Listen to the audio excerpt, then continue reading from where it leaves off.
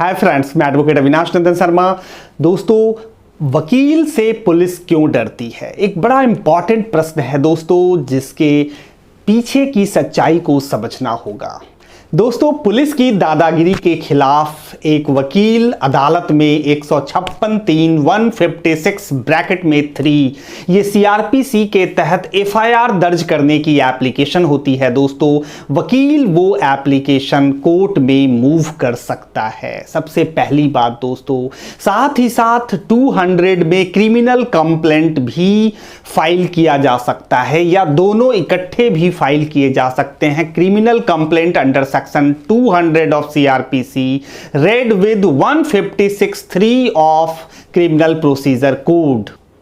दोस्तों, वकील साहब द्वारा फाइल की गई क्रिमिनल कंप्लेंट कोर्ट में अगर आगे बढ़ती है तो पुलिस वाले को उस केस में सम्मन किया जा सकता है। 156(3) में कोर्ट पुलिस स्टेशन को ही ये डायरेक्शन दे सकती है कि पुलिस वाले के खिलाफ जिसने कोई ज्यादती की है या ऐसा कोई एक्ट किया है जो एज पर लॉ यानी कानून के तहत नहीं है, तो उसके खिलाफ एफआईआर दर्ज की जाए।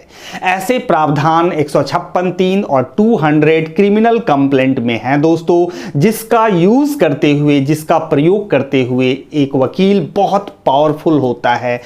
दोस्तों, एक पुलिस वाला कभी भी किसी भी केस में अपने नाम को नहीं आने देना चाहते, उनके सर्विस रिकॉर्ड खराब होते हैं।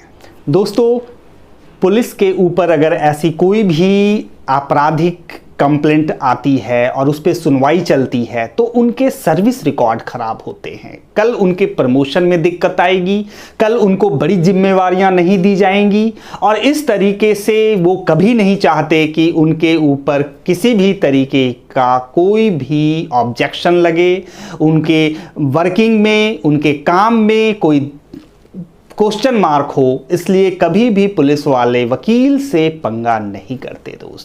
दोस्तों, कभी कभी ऐसा होता है कि पुलिस वाले वकील के खिलाफ भी अपने पावर को दिखाते हुए कि भाई मैं बड़ा या तू बड़ा, ये वाली स्थिति आ जाती है और उनके ऊपर कोई सेक्शन लगा देते हैं, वकील के ऊपर कोई चालान कर देते हैं। ऐसी स्थिति में ज़्यादातर केसेस में ये देखा जाता है कि वकील उनको चैलेंज करते हुए या पुलिस वाले ने गलत अपने पद का मिसयूज किया है और उनके साथ ज्यादती की है, इस चीज को लेकर वो रिट फाइल कर देते हैं हाई कोर्ट में। दोस्तों, हाई कोर्ट में जैसे ही रिट फाइल होती है, उसके एक नोटिस की कॉपी पुलिस डिपार्टमेंट को चली जाती है और आप जिनको भी पार्टी बनाते हो वो सभी हाजिर होना है उनको, या वकील के थ्रू खुद को रिप्रेजेंट करना है। दोस्तों, कोई भी नहीं चाहता कि ऐसे मामले जिसमें कोई कार्रवाई की गई है वो ऊपर की अदालत में, हाई कोर्ट या सुप्रीम कोर्ट में चैलेंज किया जाए। दोस्तों, इलाहाबाद के एक बहुत बड़े वकील थे, डिस्ट्रिक्ट कोर्ट के बड़े चैंपियन थे वो।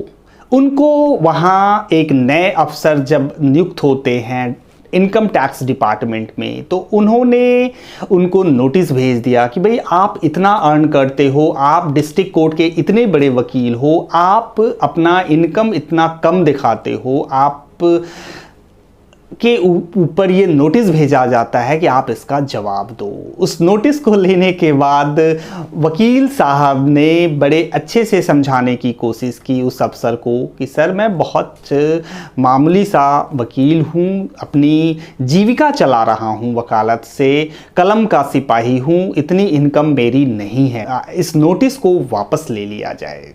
इनकम टैक्स डिपार्टमेंट के ऑफिसर ने उनकी नहीं सुनी, आगे की कार्रवाई उन्होंने शुरू कर दी। दोस्तों, अब ये है पुलिस का पावर कि भाई मैं कार्रवाई करूंगा तो करूंगा, और इनकी नहीं सुनी गई। अब दोस्तों, वकील अगर इमेजिनरी हो, उसके पास इमेजिनेशन का पावर है, वो अपनी चीज़ों को अलग अलग तरीके से पेश कर सकता है।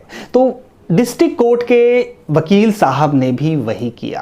कल दोस्तों, उन्हीं इनकम टैक्स ऑफिसर के पास एक नोटिस पहुंचता है, जो इन्होंने नहीं, किसी और वकील साहब ने वो नोटिस की कॉपी भेजी थी, और उस नोटिस में ये लिखा था कि मेरे एक क्लाइंट हैं जो एक महिला है, वो प्रेग्नेंट है, आपके बच्चे की है, बनने वाली है, और इस तरीके से आपने जो गलत काम किए हैं उसके लिए आप हर्जाना दो या फिर आप इनको अपने पत्नी की तरह स्वीकार करें, बच्चे को स्वीकार करें, नहीं तो आपके ऊपर केस दर्ज किया जाएगा। दोस्तों, ये नोटिस मिलने के बाद जो इनकम टैक्स ऑफिसर थे उन्होंने लोगों से सलाह ली कि भाई अब ये क्या मामला है। उन्होंने कहा कि मैं तो आज तक कभी किसी लड़की से मिला नहीं, और किसी को जब मिला ही नहीं तो ये प्रेग्नेंट होने वाली बात, वाइफ होने वाली बात कहाँ से आ गई। तो उनको ये सजेशन दिया गया कि डिस्ट्रिक्ट कोर्ट के सबसे अच्छे वकील से आप जाकर मिलो। और जब वो सबसे अच्छे वकील की लिस्ट की तलाश की उन्होंने, तो वो वही नाम सामने आया दोस्तों जिस वकील साहब को उन्होंने इनकम टैक्स का नोटिस भेजा हुआ था। दोस्तों, उनको बात समझने में ज़्यादा देर नहीं लगी। वो उन वकील साहब के पास पहुँचे, फिर उनको वो नोटिस दिखाते हुए बोला कि सर ये नोटिस मुझे मिला है। वो कहने लगे कि भाई ये तो केस बनेगा या फिर इसको मैनेज करना होगा।